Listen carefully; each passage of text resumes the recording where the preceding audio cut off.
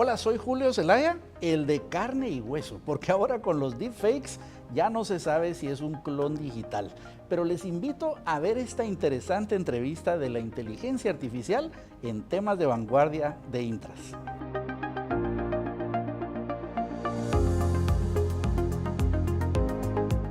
Bueno, primero definamos qué es inteligencia artificial y es cómo podemos hacer las tareas que podría hacer un ser humano. Y acá podemos definir, aquí voy a volver a empezar.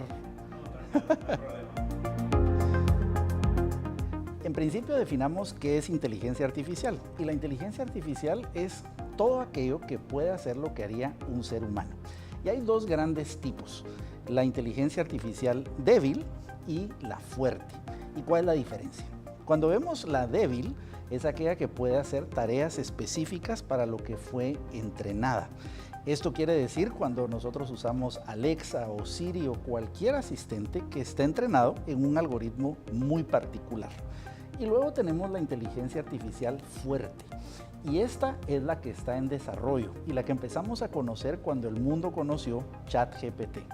Y esta es una inteligencia artificial que puede hacer algunas cosas muy parecidas al razonamiento humano. Por lo tanto, puede interpretar imágenes, puede interpretar lenguaje y puede generar algunas cosas como lo haría un ser humano. Dentro de esta característica hay dos grandes formas de entrenar esta inteligencia artificial fuerte. Hemos escuchado términos como el machine learning. ¿Y qué significa eso? Y eso es que la máquina, de los mismos datos que empieza a recibir, empieza a aprender y se vuelve cada vez mejor. Y luego viene lo que se llama el deep learning, que es un tipo de machine learning que lo que hace es interpretar los datos en lo que se llaman redes neuronales y le colocan de esta forma porque es muy parecido a cómo funciona el cerebro. Es de una forma que no es lineal, no es estructurada de una forma lineal, sino que busca múltiples conexiones y múltiples fuentes de datos. Y se busca que algún día esta inteligencia fuerte llegue a lo que se llama una superinteligencia, que es cuando pueda hacer la máquina aquello que podemos hacer los seres humanos, que es razonar, crear y no simplemente procesar lo existente, sino crear cosas radicalmente nuevas. Estamos empezando a ver la segunda etapa, apenas las etapas incipientes de la inteligencia artificial fuerte, que también se le llama inteligencia artificial generativa. ¿Y por qué generativa? Estábamos acostumbrados a una inteligencia artificial analítica, como la que usábamos cuando Netflix te sugiere alguna película, alguna serie que está basada en tus preferencias. Cuando Facebook te propone algún material, algún contenido que tú deberías de ver, o cuando Amazon te sugiere cuál debería ser tu siguiente compra irresponsable de fin de mes. Pero esa simplemente es basado en data. Ahora empezamos a ver que le hablamos a la máquina, entiende lo que le decimos de una forma muy natural y genera cosas muy diferentes con la información que le damos. Así que en resumen, como diría ChatGPT, que el ChatGPT todo te lo hace un resumen. Vemos que hemos evolucionado mucho de una débil, que es la que hace tareas repetitivas o para aquello que fue entrenado, como un Alexa o un Siri, a una más fuerte, como las que estamos viendo hoy, como un Midjourney, como un ChatGPT, como un Claude, etc. ¿Y qué se busca? Llegar a una superinteligencia artificial que pueda hacer mucho más de lo que el ser humano puede hacer en este momento.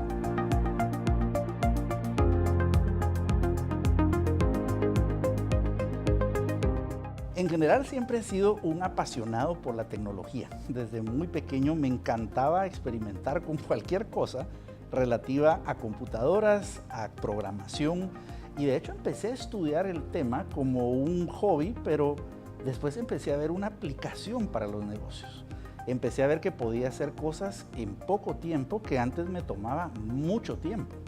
Y esto como emprendedor, como empresario, empecé a darme cuenta que podía revolucionar todo. Recuerdo que nunca se me olvida haber estado en un vuelo cuando fui invitado a experimentar con ChatGPT y recuerdo al principio haberlo visto como algo para jugar, pero de pronto empecé a ver, esto va a cambiar todo. Y la velocidad con la que empezó a evolucionar, empezó a convencerme, y ahora estoy absolutamente convencido, que va a ser más revolucionario que cualquier otra tendencia que hemos visto hasta el momento. Sobre todo por la rapidez en la que está evolucionando, en la que está cambiando. Basta un pequeño ejemplo que pude ver con mis ojos. Siempre suelo participar en los congresos de tecnología y de educación a nivel mundial, y el año pasado, que se llevó a cabo en San Diego, nadie estaba hablando de inteligencia artificial. Sin embargo, ya existía ChatGPT, existían cosas, pero nadie lo estaba hablando como esto es lo que viene. Y hoy, en el congreso que se dio este año en Nueva Orleans, el 100% de las personas usaban la palabra. Estaba en la conversación de todos los expositores y empezamos a ver que ya irrumpió en el mundo. Así que, ¿por qué empecé? Empecé por gusto, pero por otro lado empecé por necesidad y empecé a darme cuenta que podía transformar mis negocios. Y hoy he visto los frutos tangibles de cómo hemos optimizado lo que antes no podíamos hacer y ahora hemos logrado grandes cambios a un ritmo exponencial.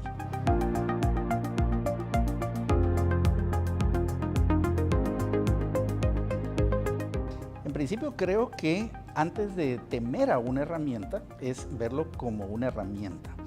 ¿Y por qué empiezo con esta introducción? Muchas personas lo han visto uno como un juego y me lo dicen de forma, bueno, ¿cuáles son los jueguitos que estás haciendo ahora? Y otras que lo ven como una amenaza y dicen, no, yo ni quiero aprender de eso porque eso va a ser una moda que va a pasar. Déjenme decirles, he visto pocas cosas en mi vida que me han impresionado de la forma en que esto me ha impresionado. Al punto de verme yo mismo absolutamente obsoleto en todo lo que sabía, en todo lo que hago, y decir, esto me va a reemplazar a mí mismo y todo lo que vamos a hacer. Entonces, en principio lo vi como una necesidad, pero la invitación que he empezado a hacer es una alfabetización en el tema de inteligencia artificial, y eso se ha vuelto mucho de mi misión personal, y es hacer fácil lo que suena muy complejo en muchos círculos.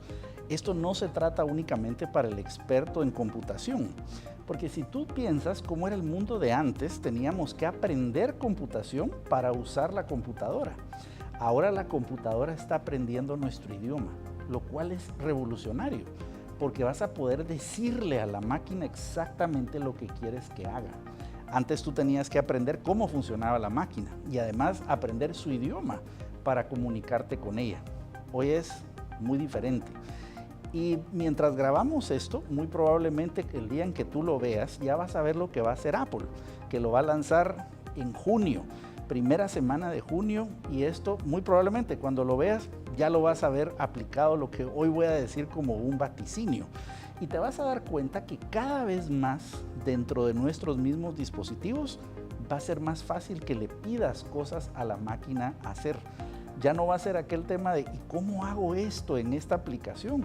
Sino que se lo vas a poder preguntar así, ¿cómo hago esto que quiero? Y la máquina lo va a poder hacer.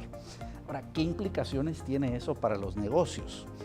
Imagina cuando le has pedido algo a alguien y no lo interpreta correctamente. O te dice, lo voy a hacer cuando tenga tiempo. Ahora imagínate que tienes a tu servicio una súper asistente que lo puede hacer exactamente como tú se lo pediste, de una forma siempre repetitiva con una tasa de efectividad bastante alta. Seguramente te llamaría la atención hacerlo y utilizarlo, porque te va a ahorrar en muchas tareas repetitivas, desde redactar correos, traducir cosas, revisar contenidos, crear cierto tipo de contenido, automatizar ciertos procesos de análisis. Vemos que es una gran ayuda y esa es la gran invitación que yo le hago siempre a las personas. Esto no es algo que nos va a reemplazar, pero sí va a marcar una brecha de las personas que lo utilizan a aquellas que no lo utilizan. Se han hecho estudios ya en donde han utilizado los mejores consultores de una firma consultora versus otro grupo de personas más junior, sin tanto expertise como el grupo de expertos, con inteligencia artificial versus los expertos sin inteligencia artificial. Y la gran pregunta era, ¿será que había una diferencia de desempeño? Y la respuesta fue contundente. Las personas más junior, pero con inteligencia artificial, tenían un resultado de productividad 8 veces lo que tenía el equipo de expertos. Imagínate eso, 8x. ¿Quién no quisiera tener esa magnitud de impacto en sus negocios? Así que la invitación es a alfabetizarnos de nuevo, porque esto es exactamente igual al día que salió el internet, al día en que empezamos a ver computadoras en color, cuando empezamos a ver computadoras portátiles. Estamos viendo ahora el siguiente paso de la evolución de la tecnología, y es poder hablar con los diversos aparatos y pedirles que nos ayuden en cosas cotidianas. Así que vienen muchas cosas muy interesantes, como por ejemplo, estamos viendo un Elon Musk definir a Tesla como una empresa de inteligencia artificial. Ya no una empresa de carros, sino una empresa de inteligencia artificial y de robótica. ¿Y cómo está haciendo esto? La visión de Elon Musk es crear robots que puedan hacer lo que no nos gusta hacer tanto. Esas tareas repetitivas que tú dices, yo no quiero hacerla, que la haga una máquina. Bueno, esa es la visión de él. Y es más, una máquina que pueda costar menos de $20,000, que pueda hacer todo lo que puede hacer un ser humano. Suena utópico, yo sé que suena ciencia ficción, pero ¿cuál es la forma en que lo está haciendo? Lo está haciendo de dos formas. Compró Twitter, y Twitter es una forma de entrenar a la robótica y a la inteligencia artificial en cómo hablamos. Y piénsalo, esa es la gran restricción que tiene la mayoría de sistemas actuales, que no tienen data sobre la cual entrenarse. La data que existía y que estaba publicada ya se acabó. Ahora el tema es cómo consigo nuevo. Y por eso ves que empresas como OpenAI hacen alianzas con empresas de noticias, de producción de contenido, porque quieren nutrir con algoritmos nuevos. ¿Para qué hizo Elon Musk? Comprar Twitter, comprar donde conversamos para enseñarle cómo conversamos. Pero lo segundo que necesita un robot es cómo interpretamos el mundo. Y ahí es donde entran todas las cámaras que tienen los millones de Tesla alrededor del mundo. La data de esas cámaras les están nutriendo a los robots de cómo interpretar el entorno, cómo adaptarse, cómo tomar decisiones en tiempo real.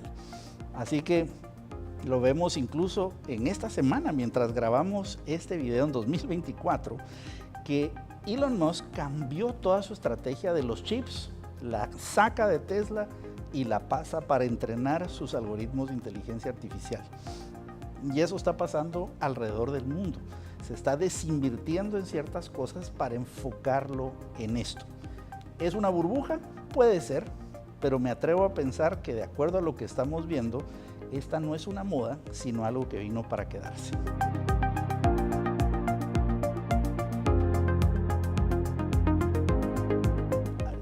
Es increíble porque he conversado con mi familia, con personas que me dicen, tú eres una persona creativa, pero ahora tienes a tu disposición un ejército de ayudas que te permiten convertirte en varias cosas.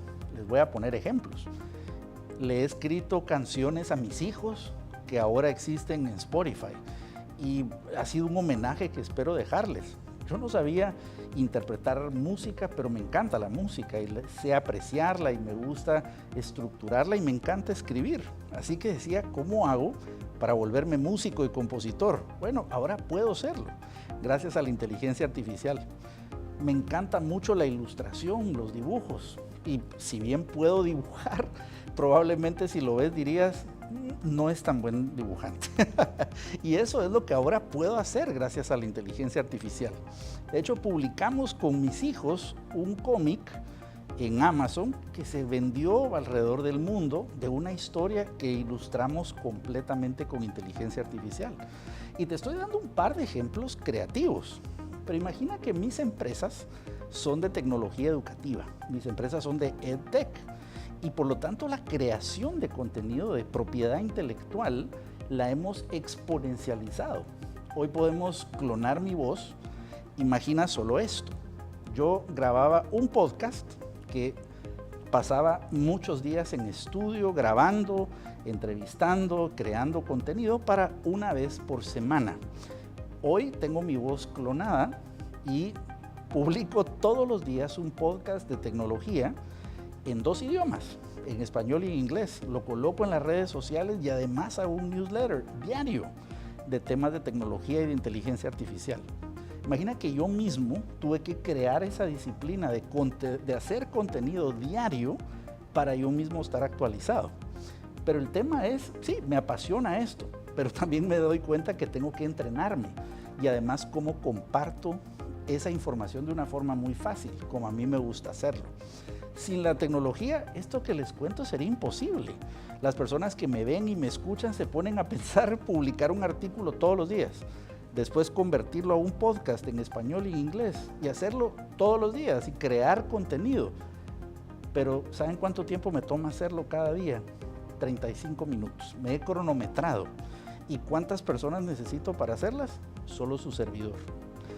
Para que vean un vaticinio que se dio en el último Congreso de Tecnología e Inteligencia Artificial. Decían las personas que en el futuro muy cercano iban a existir los unicornios, es decir, empresas valuadas en $1 billón de una persona. ¿Te puedes imaginar eso? Un unicornio de una persona que, asistido por inteligencia artificial, va a poder hacer múltiples cosas.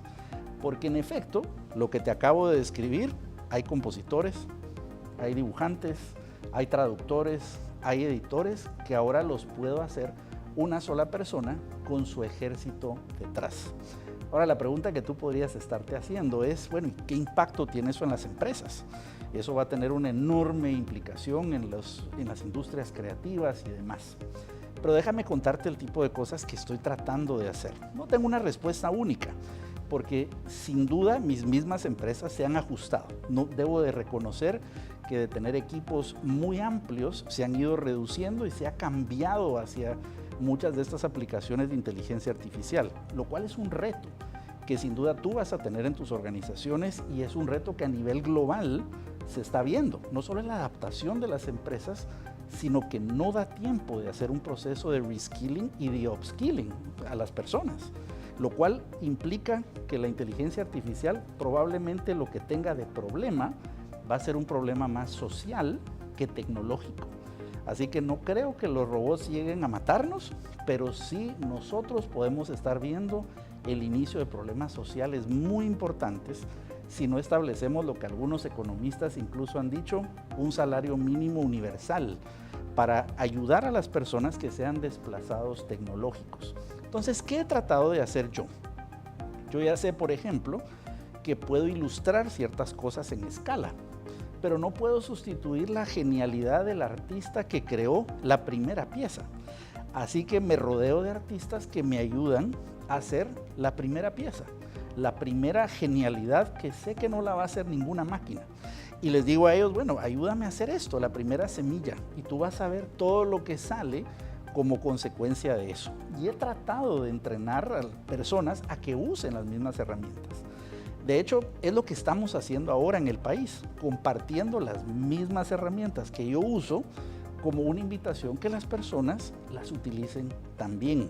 Siempre he creído en democratizar el acceso a las cosas que me funcionan a mí. Eso es lo que he hecho toda mi vida. Porque digo, si yo he pasado tanto tiempo, he invertido tanto dinero en prueba y error, ¿por qué no democratizarlo a que los demás se beneficien de ello? Ahora, créeme lo que te digo.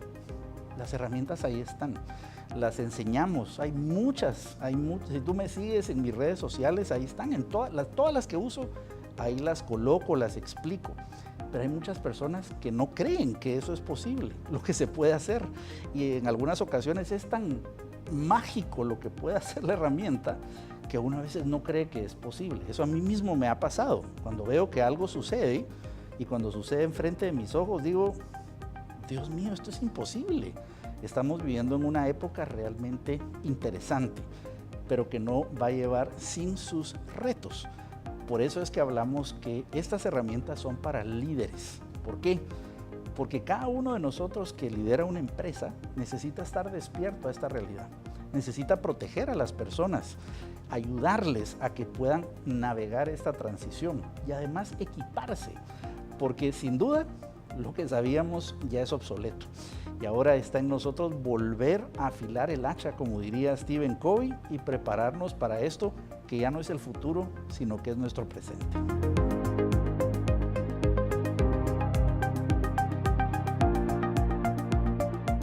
Esta es una revolución que ha impactado en las industrias que antes eran más protegidas. Antes nosotros decíamos que el trabajo y los cambios en el trabajo no iban a afectar a las industrias del conocimiento, por ejemplo. Y hablábamos de los consultores, de los médicos, de los abogados. Y usualmente nuestros padres nos decían, si eres médico, tienes trabajo asegurado. O deberías estudiar leyes porque eso tienes el trabajo asegurado. Sin embargo, vemos que estas industrias, la de mucho conocimiento y mucho procesamiento de datos, son las que más son propensas a una sustitución o un ajuste radical con la inteligencia artificial. Estamos viendo grandes empresas consultoras reducir dramáticamente su headcount en consultores. De hecho, hay un estudio en Estados Unidos que nos dice que sueldos de más de $100,000 al año, que ya son de una clase media en Estados Unidos, son las que empiezan a tener un impacto radical. Así que empezamos a ver que hay un potencial, pero también un periodo de ajuste. Por otro lado, vemos todas las industrias que tienen acceso a información, esas son las que primero se benefician más. Por eso hablé de leyes, porque para ser un buen abogado tú tienes que conocer miles de información y de casos y de contexto, lo cual asistido con inteligencia artificial lo puedes hacer casi instantáneo. Hay casos donde hay que aprenderlo a utilizar y vemos que incluso hay un caso que fue muy sonado que se llama Avianca contra ChatGPT. ¿Y qué pasó? Que ChatGPT alucinó la respuesta, que es un término que se utiliza cuando la inteligencia artificial se inventa las cosas, pero lo presenta de una forma tan contundente que nos convence. Pues un bufete de abogados de Nueva York presentó un litigio con casos inventados por ChatGPT. Y lo curioso es que el sistema legal en Estados Unidos no sabía qué hacer con eso, porque nunca se había presentado, no había ningún antecedente de esto. Así que abogados, médicos, maestros, vemos industrias donde hay alto contenido de información. Ahora, curiosamente, y como un beneficio para nuestros países, la mano de obra laboral operativa no está tan impactada de corto plazo por esta gran tendencia que estamos viendo, pero sí va a estar cuando venga el advenimiento de la robótica. Allí sí, porque el día en que se unan esas dos tendencias, que estamos a la vuelta de la esquina, ahí vas a tener la posibilidad de hacer tareas repetitivas. Imagina la limpieza de una casa, el cuidado de un lugar de seguridad, y lo estamos empezando a ver ahora con los sistemas de Boston Dynamics, que son robots los que cuidan data centers 24/7, no se cansan, nunca se van a quejar, están haciendo ese trabajo. Cuando combines eso con el poder de conversar con eso. Así que estamos viendo tiempos interesantes y siempre me hacen la pregunta, mira, ¿y qué hacemos para actualizarnos? Es lo que yo mismo estoy haciendo, por eso he producido mis newsletters, mi podcast y demás, pero ahora no nos podemos ir a futurólogos, quizá nos tenemos que ir a los clásicos, a leer a un Julio Verne, a un Isaac Asimov, ver las caricaturas, porque lo que veíamos en los Jetsons de hace años, ahora es una realidad cada vez más palpable. Lo que podemos ver en los cineastas como Stanley Kubrick, empezamos a ver que ya es una realidad. La interpretación de un Steven Spielberg de cómo se miraba el mundo, o un Pixar cuando sacaba Wall-E de cómo iba a ser el mundo futuro. Vemos que cada vez más ese futuro es una realidad, pero no han sido los futurólogos, han sido los creativos, los artistas, los que se han imaginado un mundo que ahora se está volviendo una realidad. Así que sin duda, la invitación es a prepararnos, es a ver esto no como una amenaza, sino como una invitación a usar una herramienta diferente. Que todo lo diferente al principio puede generar miedo, pero sin duda los beneficios podrían trascender por mucho el periodo de adaptación. Los seres humanos somos capaces de adaptarnos, de buscar estas herramientas para mejorar. Pero una última palabra de advertencia. Si algo hemos sido buenos los seres humanos, es para crear herramientas que nos hacen más poderosos. Eso es un hecho. Hemos sido muy buenos para crear bombas, para crear armas, para crear herramientas, pero ¿en qué hemos sido malos? En crear herramientas para ser más felices. Y creo que esa es la gran invitación, a que usemos las herramientas para mejorar nuestro entorno, mejorar el acceso para muchas personas de aquello que estaba vedado en el pasado y en general tratar, en la medida de lo posible, de construir un mundo mejor.